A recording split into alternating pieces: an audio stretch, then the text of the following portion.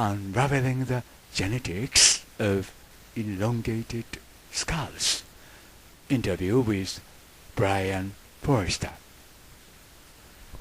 長頭人間の遺伝子の解明ブライアン・フォースター氏との対談広島林浜松シティジャパン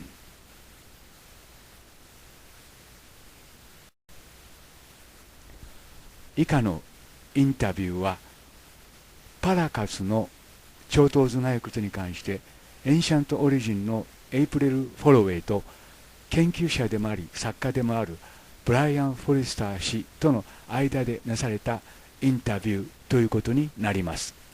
特に今回のインタビューはパラカス頭蓋骨の一つについてなされた遺伝子検査に関し最近の発表についてなされたものです。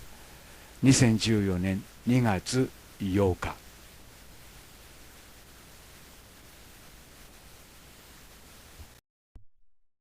So, Brian, thank you very much for joining Ancient Origins for this interview about the elongated skulls in Paracas. Some of our viewers will have already seen an interview we had some time ago about various research around elongated skulls.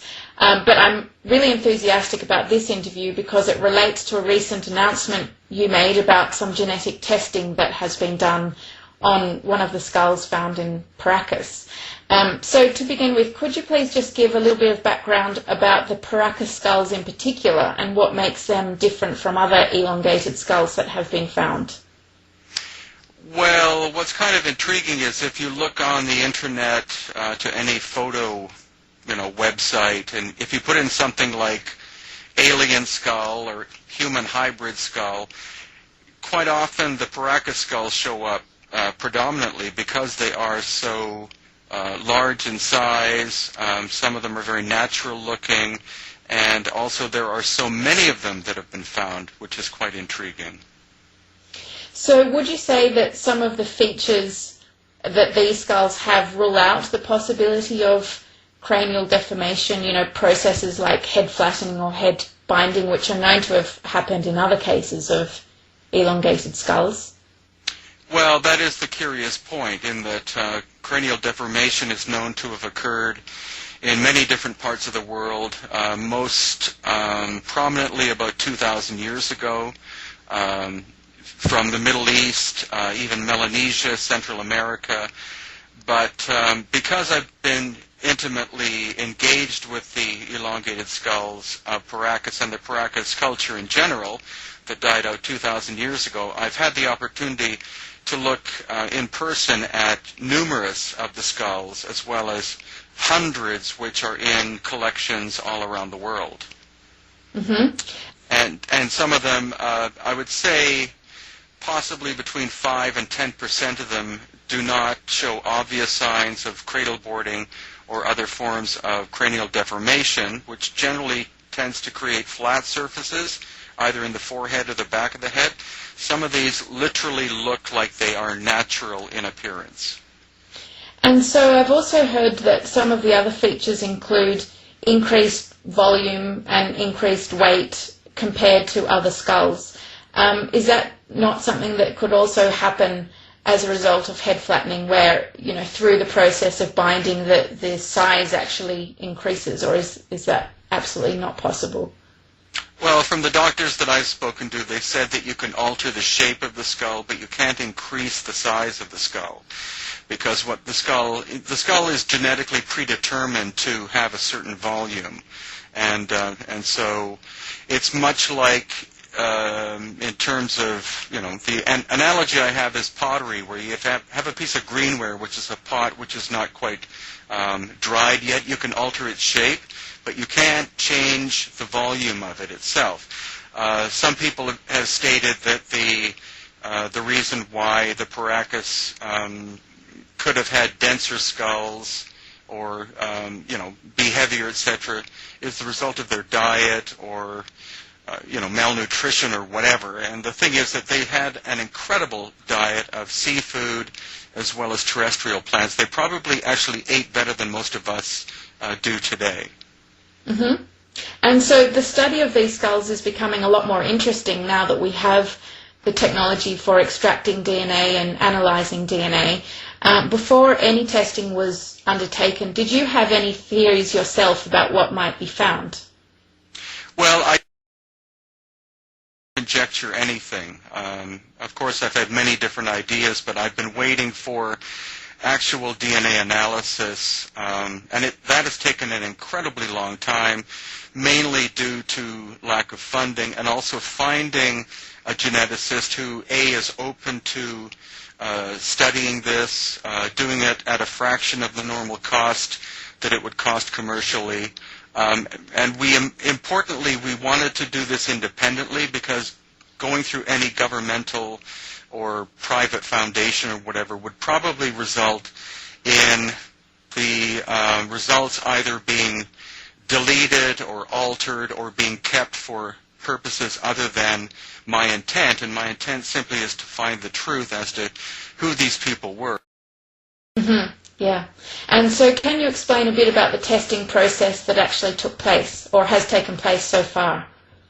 Well, it's a very complex process, and most people don't realize this because they think, well, DNA testing is quite simple now. I can go and have my, a blood sample extracted and be told within a few days, all of my genetic ancestry. But what you have to take into account is the last of the Paracas died 2,000 years ago. And so you're talking about 2,000 years of the degeneration of the material. The late Lloyd Pye, who I was acquainted with, very personally and professionally because of his fascination with this, his analogy is that to take a sample and analyze it from somebody who's living is the equivalent of looking at or studying a crystal bowl because it's complicated and intact.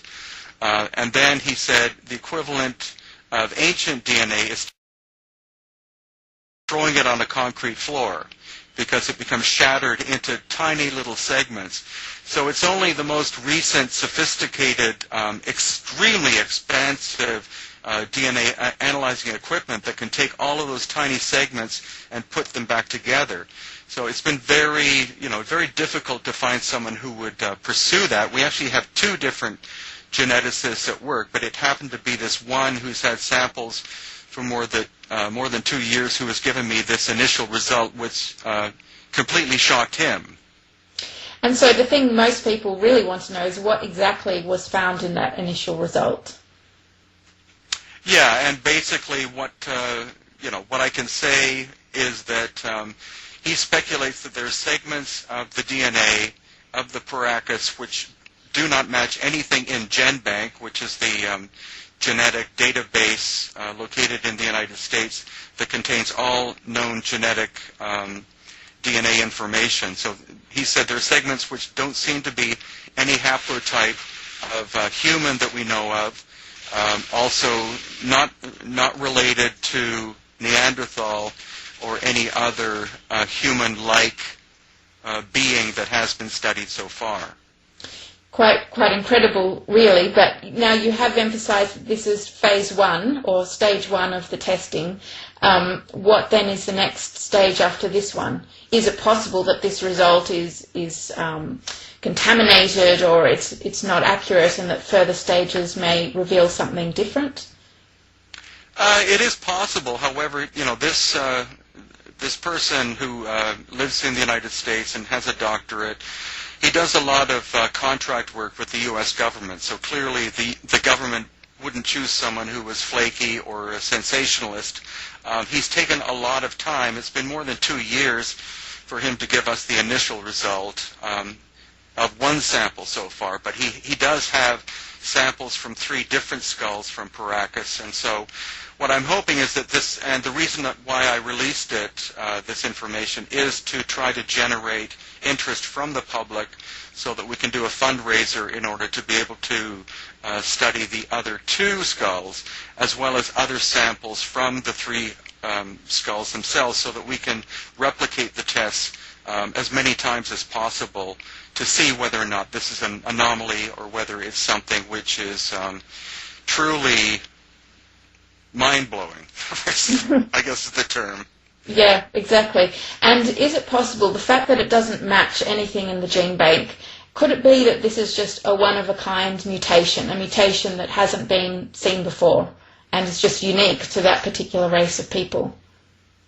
It could be, but again, the whole study is so new that, and the Paracas are very mysterious people. Nobody has really studied them for about 70 years. The people who study them now study their textiles, but the whole idea of the fact that their skulls seem to be of a different shape has been dismissed in general as simply being cranial deformation, but in fact nobody knows where the Paracas people came from. They lived on the coast of Peru, and through my studies, I believe that there's a certain percentage of their ancestry that comes from another part of the world, because they also, amongst the royalty, seem to have had reddish-brown hair, which is not a Native American characteristic, and they were reasonably tall. Some specimens we found were 5'10" to 6 feet to even taller in height, and that's quite atypical of a Native American person 2,000 plus years ago living on the coast of Peru. Mm-hmm. And so what is your opinion about these findings? Do you have a view about what this actually means, this result? Well, the theory I'm developing is that the Paracas are a mix of different types of people. The area they chose to live 2,000 years ago was much lusher than it is now. It would have been a perfect place for a society to live in terms of food production. The fact that they had totora reeds and still have totora growing on the coast of Peru meant that they were capable of building not only little boats, but probably large ships out of reeds. They had cotton to make sails, and they could have been great seafarers. I also believe that the famous Nazca people, who also occupied the area after the demise of the Paracas, could literally have wiped the Paracas culture out. Their knowledge, absorbed some of their people would have interbred with the Nazca, but elongated skulls disappear in the Paracas area 2,000 years ago, and that corresponds with the arrival of the Nazca, who were a very warlike people. And so you say a different sort of mix of people. Now, the thing on everyone's mind is, are these skulls alien? Are they extraterrestrial? When you say a different mix of people, do you think there's a possibility that a race of beings did arrive in this part of the country and perhaps bred with humans? What's your view on that? Well, I'm open to the idea. The thing is, I don't want to go too far in that direction yet because, again, we've only had an initial result. But due to the fact that the geneticist has found segments of DNA which don't correspond to anything, I think it's doubtful that they're a separate breed or type of humanity, because where would they have come from? Mm-hmm. And again, the strange thing is this predominant aspect of these elongated skulls amongst the royal family is very, very odd. So future sampling, future results will either reinforce or dismiss the result we have. But I think we're looking at something very intriguing, and I don't dismiss the idea of there having been off-planet either intervention or something. And Lloyd Pye was very strong with that idea. He simply said, these are not human beings. Mm-hmm.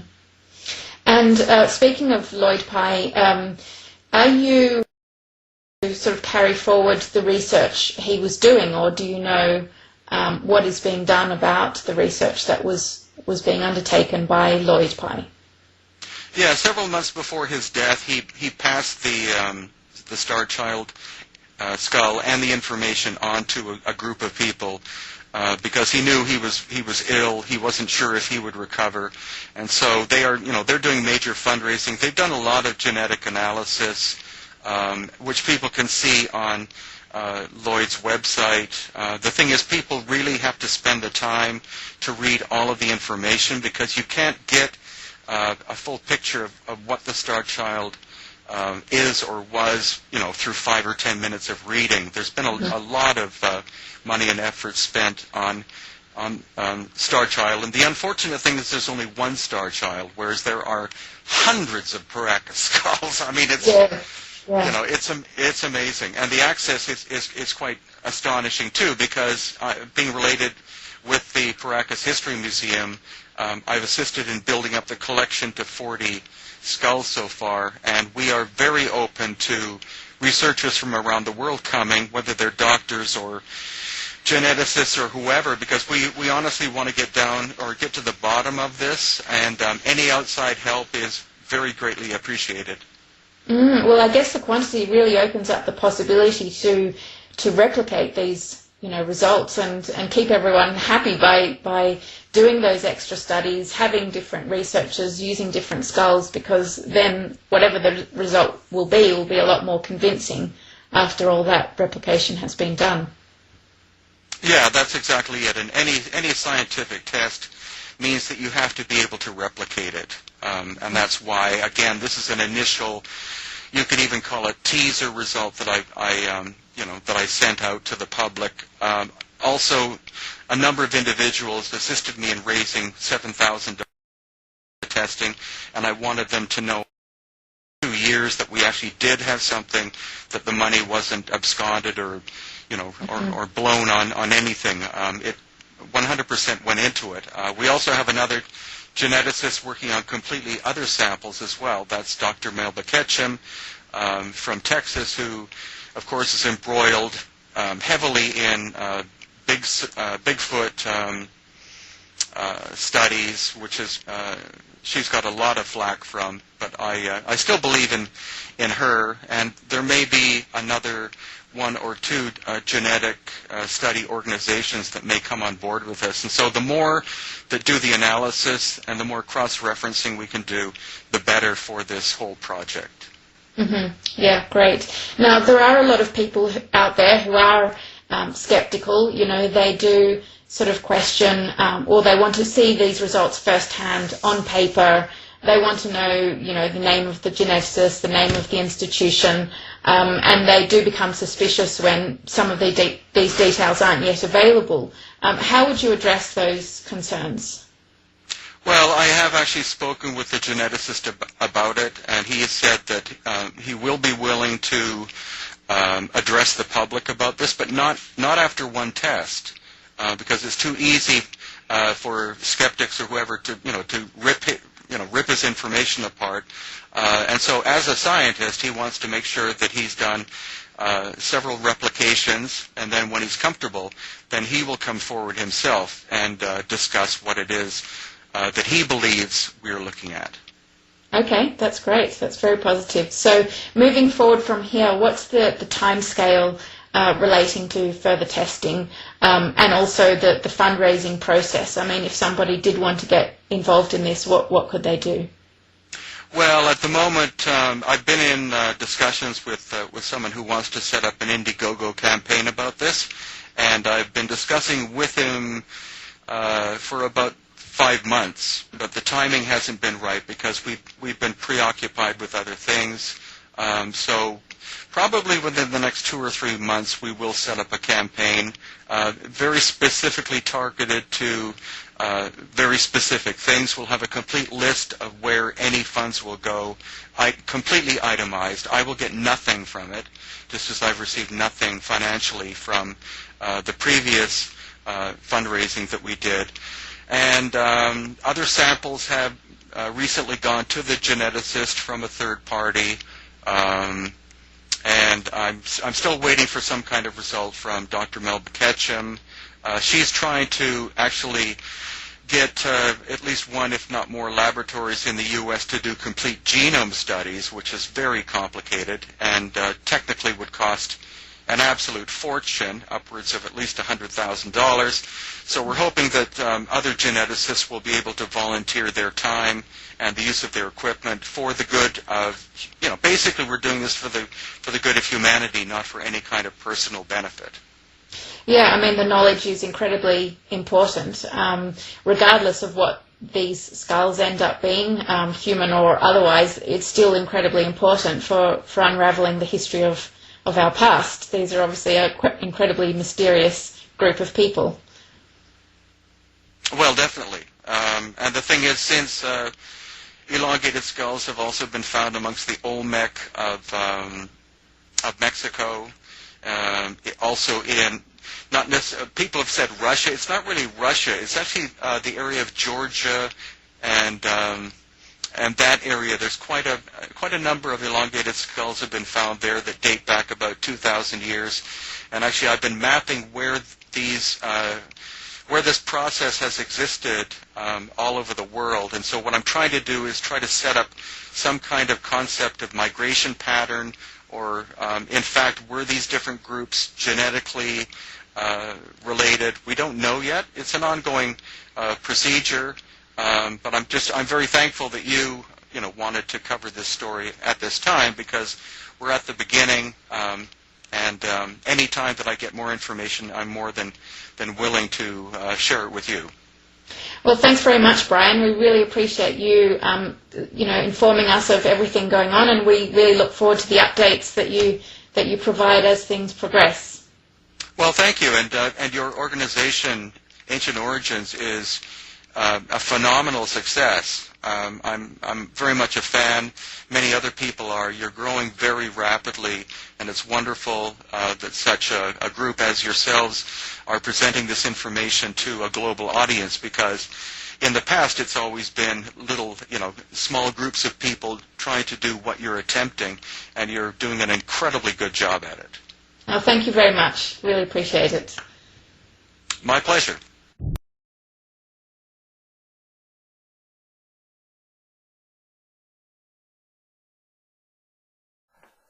Mr. Brian Forster and Ancient Origins, thank you very much for your effort. ということで、どのように判断なさるかは、私たちの問題ではないかと思います。ということで、これを確たる証拠と言わずして、何というかという問題なんですね。そういうことも含めまして、続くビデオをどうかご覧ください。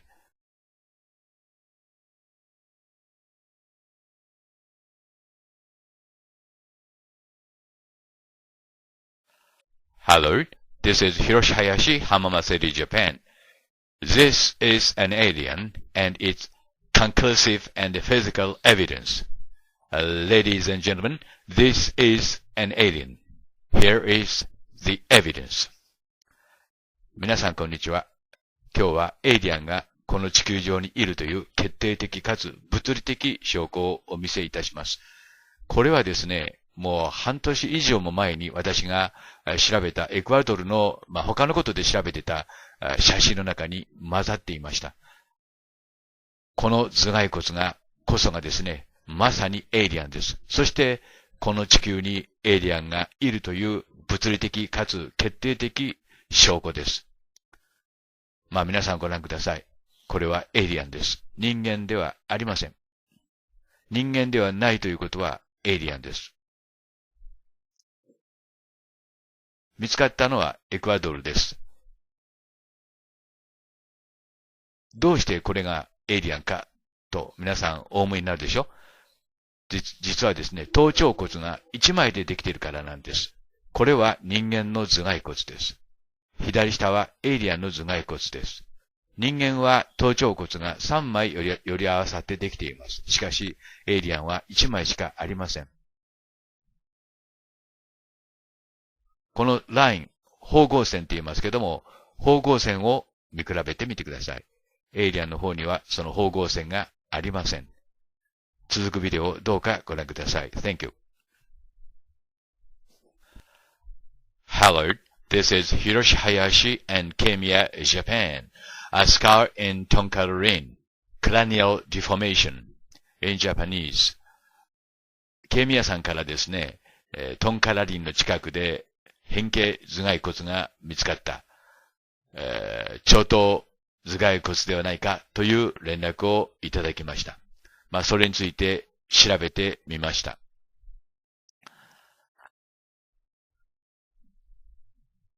で、そのビデオも見てみました。で、長頭人間、コーンヘッドとも言いますけども、頭蓋骨は全世界で見つかっています。私が最初に知ったのはこのコーカサスですね。で、まとまって見つかっています。それから最近見つかったパラカス。というか、このパラカスの頭蓋骨は最近ではありませんけども、DNA 鑑定がなされました。それから、ナスカでも見つかりました。アタカマ、エジプトでももちろん見つかってますけども、ツタンカーメン家族は、このような長頭人間であったというふうに言われています。それから場所わかりませんけども、ロシアでも、それから全世界であちこちで見つかっています。で、日本でも、見つかったということになるわけですね。で、これがその変形頭蓋骨ですけども、これは果たして何なのかということなんです。この頭蓋骨の特徴はですね、顔の前面部が、ぺしゃんこになっていると言いますか、普通ではないということですね。で、ビデオの中では、板のようなものを当てて、そして変形させたんだというような説明がなされていました。じゃあ、コーンヘッドとヒューマンはどこが違うかということなんですね。ちょっとこの絵では見にくいんで、写真いろいろ探してみたんですけども、真上からの写真がないんですね。で、私これ自分の書いた本の中から撮りました。このように3枚に人間の頭っていうのは、頭蓋骨っていうのは真上から見ますと3つに分かれてるんですね。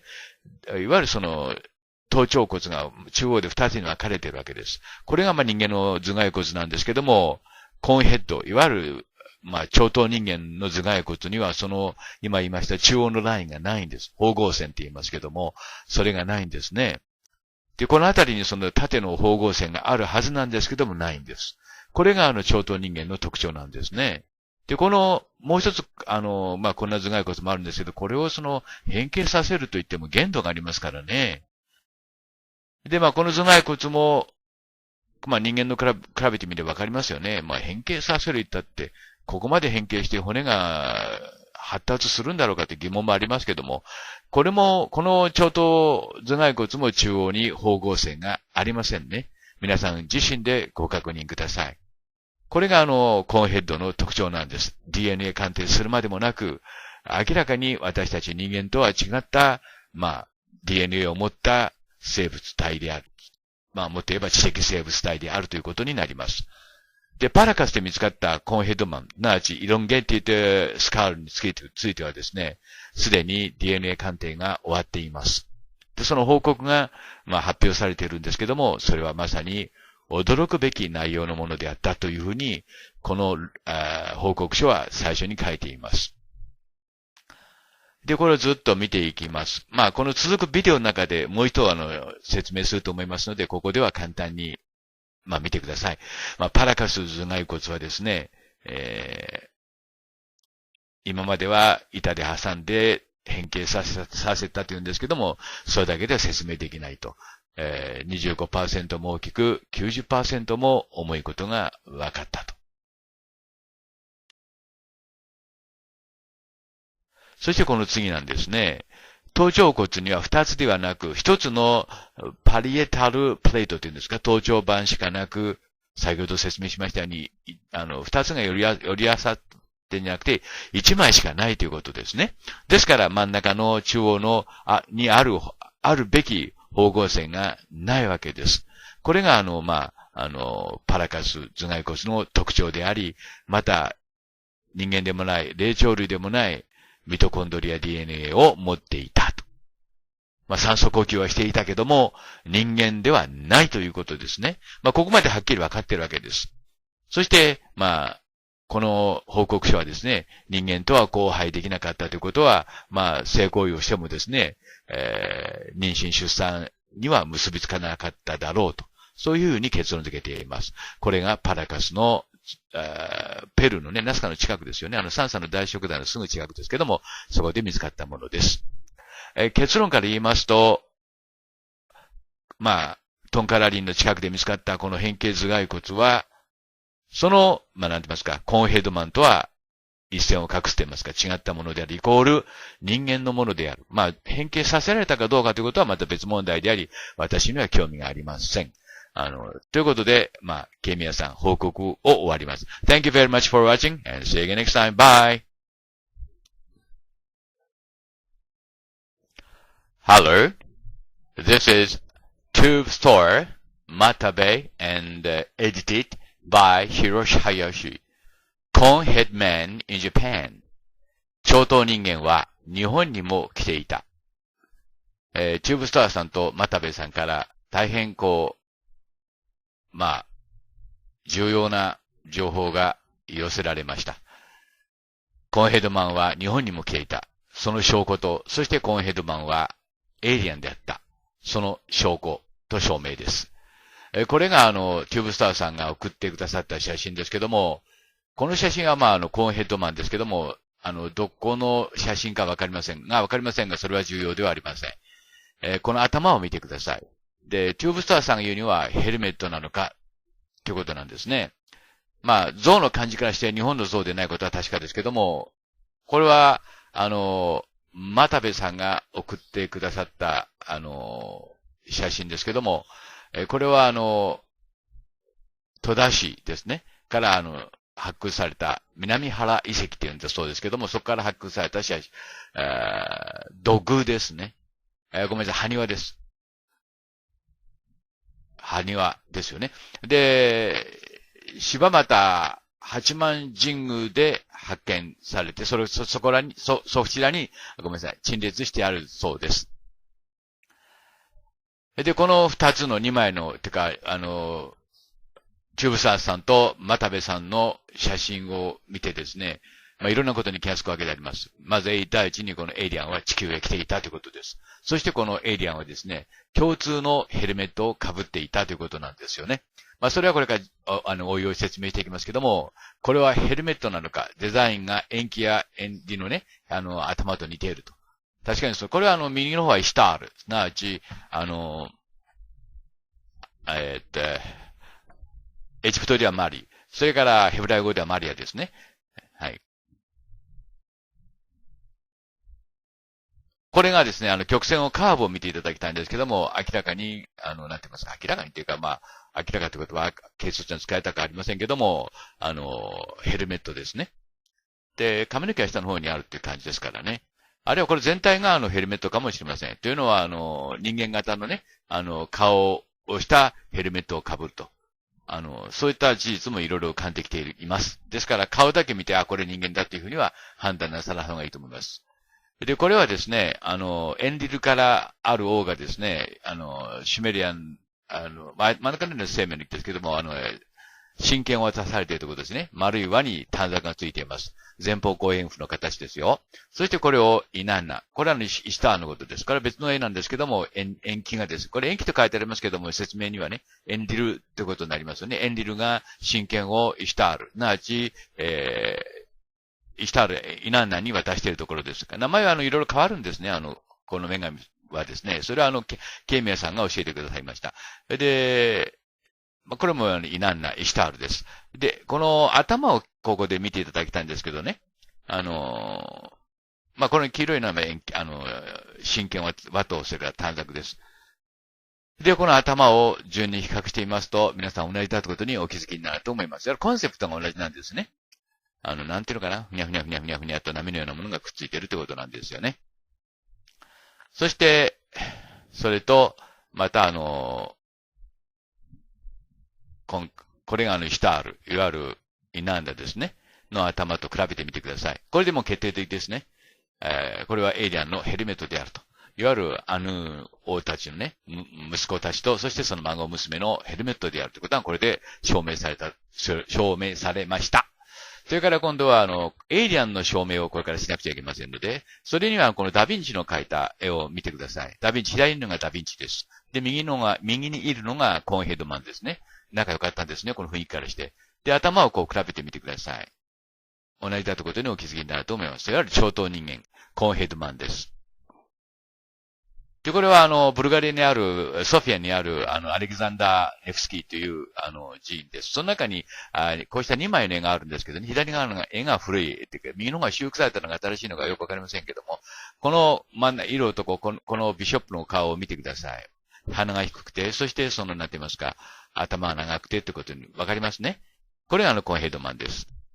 手が異常に、長くて小さいです。腕が長くて手が小さいです。これがパラカスで見つかったコーンヘッドマンです。で、これはDNA 鑑定がすでになされています。これが柏柴又で、八幡神宮にある、超等人間ですね。やはり比べてみますとわかるように頭が長いことわかりますね。いわゆる超等人間は日本へも来ていたということです。これが事実の証明ですね。超等人間は日本にも皆さん来ていたんですよ。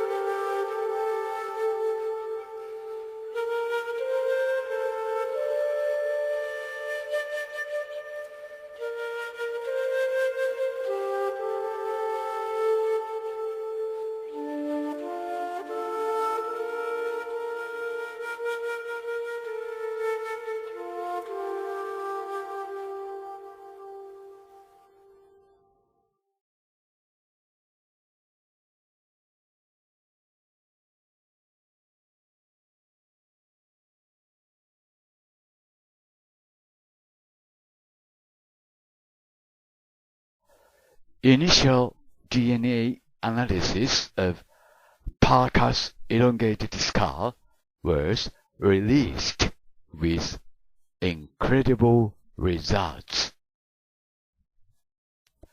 They contain only one parietal plate rather than two. The fact that the skull's features are not the result of cranial deformation means that the cause of the elongation is a mystery and has been for decades. パラカスの長頭骸骨に関する初期分析が公表されました。それは信じられない結果でした。それらの頭骸骨には2つではなく、たった1つのパリエタルプレート、つまり頭頂板しかなかったということです。頭蓋骨の特徴が頭蓋骨の変形によるものではないという事実は次のことを意味します。つまり、長頭は謎であったし、何十年もの間ずっと謎のままだったということです。今ご覧いただいているのが左上が人間の頭蓋骨です。右3枚はですね、エクアドルで見つかった長頭頭蓋骨ということになります。頭頂板がですね、人間の場合は、縦に2つに分かれていますけども、長頭人間の頭蓋骨はですね、割れていない。つまり、頭頂板が1枚である点に注意してください。右の写真はですね、こうしたことが話題になる2012年以前に私がストックしておいた写真の中から見つけたものです。注意深くご覧ください。左は人間です。右は、長頭人間の頭蓋骨ということになります。DNA 鑑定するまでもなく、右の頭蓋骨はですね、少なくとも人間のものではないということになります。Hiroshi Hayashi, Hamama City, Japan.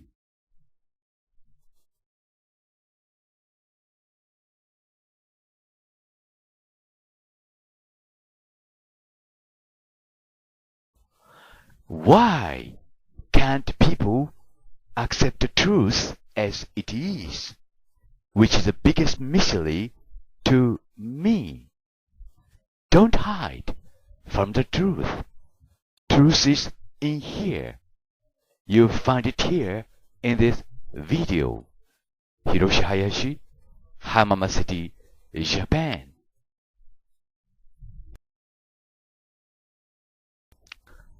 人間の頭蓋骨です。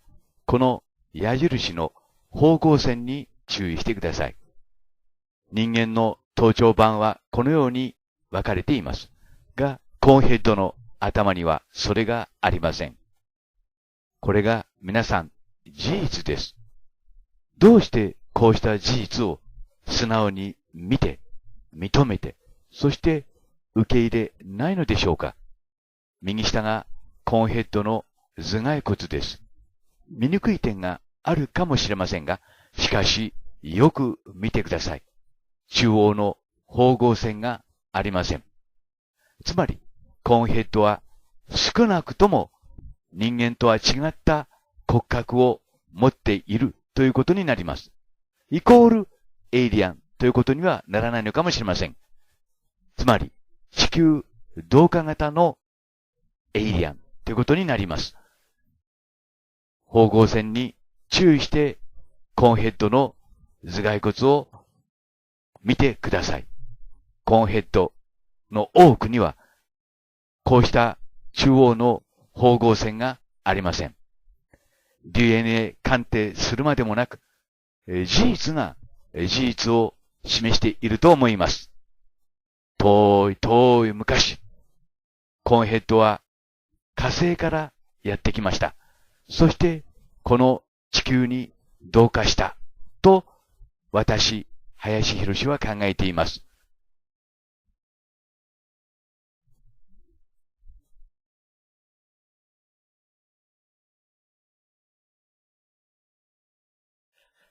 Hello, this is Hiroshi Hayashi, Hamama City, Japan. Why can't people believe in what they see? Mystery of humans. Today's story is about a mystery of humans ourselves. Why not we can believe in what we see? But in English-speaking countries, they say seeing is believing. But people very often don't believe in what they see. You know why? One thing I can say here is that they don't like to believe in what they see. But that is not all. When they believe in what they see, the whole ideas in old rooms of their brains would collapse, of which they are afraid very much. People want to stay in the labyrinth of mysteries rather than to make adventures into the unknown world.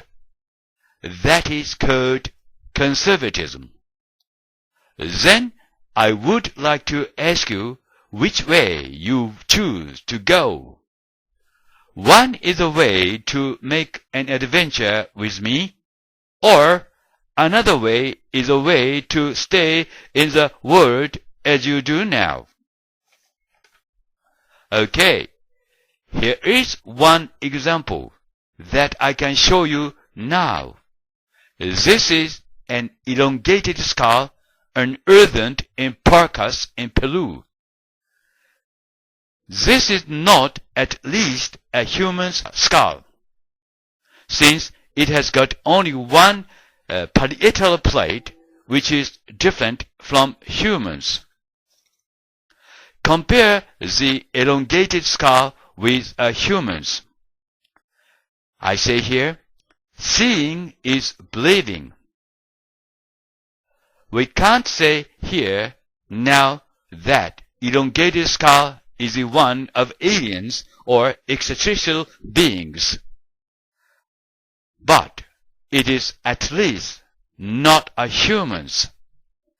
Today's story is about people who have got elongated skulls with only one parietal plate.